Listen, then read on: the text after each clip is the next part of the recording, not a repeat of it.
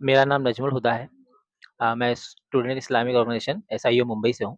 हम लोगों ने महाराष्ट्र बजट रिकमेंडेशन 2025-26 रेडी किया है। ये जो बजट है बहुत सारे एजुकेशनिस्ट, एक्सपर्ट्स और लॉयर्स के साथ मिलकर बनाया।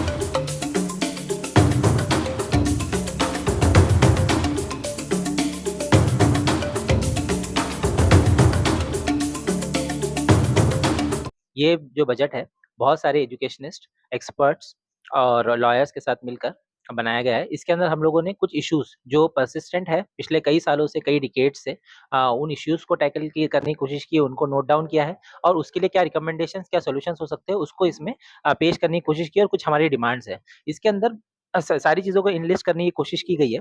इसके अंदर फिर भी मैं आपके सामने 2-3 जो बहुत इंपॉर्टेंट चीज़ें हैं उसको रखना चाहूँगा।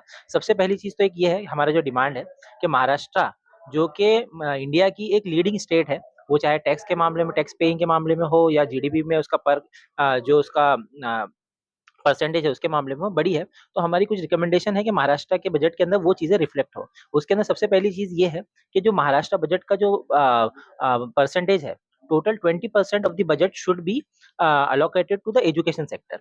ये हमारी पहली डिमांड है। दूसरी डिमांड ये है कि एजुकेशन क्वालिटी को बढ़ाने के लिए यहाँ पर इंफ्रास्ट्रक्चर, चाहे वो फिजिकल इंफ्रास्ट्रक्चर हो या डिजिटल इंफ्रास्ट्रक्चर हो, दोनों के लिए एक खास बजट अलोकेट होना चाहिए, उसके ऊपर खास फोकस होना चाहिए महाराष्ट्र गवर्नमेंट का इस साल। तीसरी चीज़, जो एजुकेशन में जो प्रॉब्लम्स आती है, वो या तो एडमिशन को लेकर हो, एजुकेशन क्वालिटी को लेकर हो, टीचर के रिक्रूटमेंट को लेकर हो, उनकी ट्रेनिंग को लेकर हो या उससे आगे बढ़ के यहाँ की जो इंफ्रास्ट्रक्चर क्वालिटीज़ का हो या उनके रिजल्ट्स का हो, रिजल्ट डिले का हो, ये जितने भी इश्यूज़ हम लोगों को डेली हम लोगों को देखने मिलते हैं, इसके ऊपर हर जगह प्रोटेस्ट हो रहे हैं, स्टूडेंट्स आ रहे हैं अपनी, लेकिन मेन इश्यू ये था कि वो जाए जाए कहाँ पर? किसको जाके रिपोर्ट करे? वो प्रिंसिपल के पास जाए, एडमिनिस्ट्रेशन के पास जाए या फाइनेंस ये एजुकेशन सेक्रेटरीज़ के पास जाए। तो वो जो एक गैप है, उसके लिए एसआईओ रिकमेंड करता है कि हायर एजुकेशन रेगुलेटरी अथॉरिटी, एचईआरए का जो है वो इस बार जो है वो क़याम होना चाहिए। उसको एस्टेब्लिश करना चाहिए ताकि जो बीच में गैप है उसको हम लोग टैकल कर सकें और स्टूडेंट और जो एजुकेशन बॉडी है उनके दरमियान जो है वो जो गैप है उसको ब्रिज किया जा सके। तीसरी चीज़ ये है कि एआई, हम लोग देखते हैं कि सब जगह अ एआई का पूरा बूम है पूरी दुनिया भर के अंदर। यूएसए, चाइना उसके अंदर लड़ रहा है, लेकिन इंडिया जो है उसके अंदर कहीं न कहीं पीछे छूट रहा है। उसके लिए क्या किया जा सकता है? तो उसके लिए एक रिकमेंडेशन है कि at least in the beginning हम लोगों को एक बजट का खास हिस्सा जो है वो एआई के लिए, आर्टिफिशियल इंटेलिजेंस के अंदर रिसर्च और डेवलपमेंट के लिए स्पेंड करना चाहिए ताकि उसके रिजल्ट्स हम लोगों को आने वाले सालों में देखने मिले। अब इसके अंदर जो खास तौर से एजुकेशन में भी हम लोग देखते हैं कि मुस्लिम कम्युनिटी का जो रिप्रेजेंटेशन है वो बहुत कम है।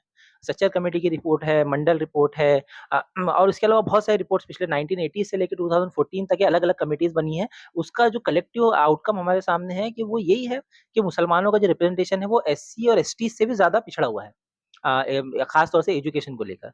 तो उसके अंदर हम लोग देखते हैं कि मुस्लिम स्कूल्स के अंदर टीचर का रेशियो महाराष्ट्र के अंदर 127 ऐसे स्कूल है, जिसके अंदर एक स्कूल के अंदर एक टीचर है। वही प्रिंसिपल भी है, वही प्यून भी है, वही टीचर भी है। तो हम लोग समझ सकते हैं कि एजुकेशन क्वालिटी कहाँ पर खराब हो रही है। तो टीचर का रिक्रूटमेंट बढ़ाना चाहिए। कई ऐसे हज़ारों पोस्ट है जो खाली पड़ी हुई है। उनके ऊपर टीचर की भर्ती नहीं हो रही है। तो उन भर्तियों को अमल में लाने के लिए नई-नई जो भी चीज़ें हो सकती है उसको एग्ज़ीक्यूट किया जाना चाहिए। बजट का एक बहुत बड़ा हिस्सा है जो अनएलोकेटेड रह जाता है।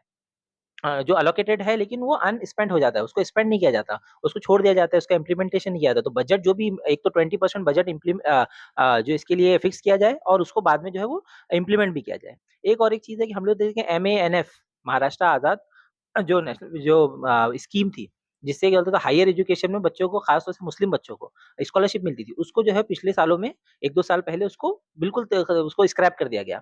उसको रीइंट्रोड्यूस किया जाए। उसकी वजह से हम लोग देखते हैं कि जो मुसलमानों के अंदर ऑलरेडी 25% से ज़्यादा ड्रॉप आउट रेट है, वो उसको बढ़ाने के लिए हम लोगों को नई-नई स्कीम इंट्रोड्यूस करना चाहिए, ना कि जो एक्जिस्टिंग स्कीम्स है उसको स्क्रैप कर देना चाहिए। साथ ही साथ प्री मैट्रिक जो स्कॉलरशिप है, पहले उसका जो स्कोप था 1 स्टैंडर्ड से लेके 12th स्टैंडर्ड तक था। अब हम लोग देखते हैं जो नए रिफॉर्मेशंस आए हैं उसके अंदर उसको 1 से लेके 8 तक के उसका जो उसका स्कोप था उसको कम करके सिर्फ 9th और 10th के लिए उसको कर दिया गया है। उसकी वजह से खास चीज़ हम लोग देखने में आती है कि जो ड्रॉप आउट रेट है वो बहुत ज़्यादा बढ़ता जाएगा। आप नेशनल बजट पे भी बात की है, तो उसके अलावा जो हमारे रिकमेंडेशंस हैं, वो माइनॉरिटी पॉपुलेटेड एरिया के हवाले से भी कुछ रिकमेंडेशन है। एक तो ये कि आप देखते हैं कि जहाँ माइनॉरिटी एरियाज़ रहते हैं वहाँ बहुत सा फैसिलिटीज़ लैक ऑफ फैसिलिटीज़ रहती है, तो वेस्ट मैनेजमेंट सिस्टम नहीं होता है, उसको एड्रेस करने की हमने कोशिश की है रिकमेंडेशन में। और जो एनवायरमेंटल और हेल्थ इम्पैक्ट होते हैं उसकी वजह से, वो उसको भी हमने अपने बजट रिकमेंडेशन में ऐड किया हुआ है। चिल्ड्रंस के लिए जो स्टार्ट से उनकी डेवलपमेंट सही से हो, उसके लिए उनके लिए प्रॉपर फैसिलिटीज़ हो, जैसे पार्क्स हो, गार्डन्स हो, स्टूडेंट सेंटर्स हो उनके लिए, लाइब्रेरीज़ हो। आप देखते हैं कि लाइब्रेरीज़ तो है, पब्लिक लाइब्रेरीज़ बहुत कम है, और उसके अलावा जहाँ लाइब्रेरीज़ है वहाँ लाइब्रेरियंस भी नहीं है और प्रॉपर बुक्स फैसिलिटीज़ भी नहीं है। तो ये एक ओवरऑल डेवलपमेंट के लिए एक बहुत इंपॉर्टेंट रोल प्ले करते हैं। तो इस तरह की जो चीज़ें हैं, जो हेल्थ और ओवरऑल जो स्टूडेंट्स डेवलपमेंट के लिए जो है हमने इसको रिकमेंड किया है। तो ये हमारा जी। एक और चीज़ जो उसमें हमने रिकमेंड की है, वो आरटी जो एक्ट है उसके साथ देखते हैं कि जो सिर्फ़ 14 इयर्स तक जो एलोकेट किया गया है।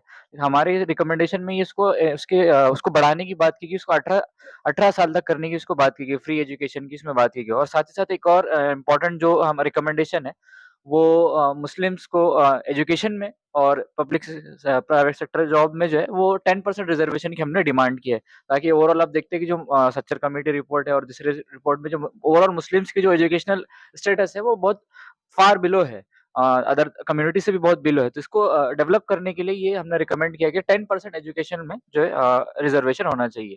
तो ये हमारी कुछ डिमांड्स थी, और इसको लेकर हम अब जाएंगे, जो फाइनेंस मिनिस्टर्स है और एमएलएज है उन तक जाएंगे, और जो एजुकेशन सेक्रेटरीज वगैरह उन तक जाएंगे। हम ये रिकमेंडेशन को हम सबमिट करेंगे लॉबिंग एडवोकेसी के जरिए जो है, ताकि हमारी जो अपकमिंग बजट है उसमें हमारी जो इनपुट्स है वो आ सके। तो ये हमारी आने वाले 15 डेज के लिए कोशिश रहेंगी। जहाँ तक अगर बात करूँ तो अभी रिसेंट में उर्दू स्कूलों के बारे में ऐसा इशू चल रहा है कि चारे खान द्वारा उर्दू स्कूल के ऊपर सहमत लगाया जा रहा है, तो उसके बारे में क्या कहना चाहिए? सॉरी, क्या बोले आपने? एक बार फिर से रिपीट करिए। सो ऑलमोस्ट जो है वो सारे पॉइंट्स तो कवर हो चुके हैं।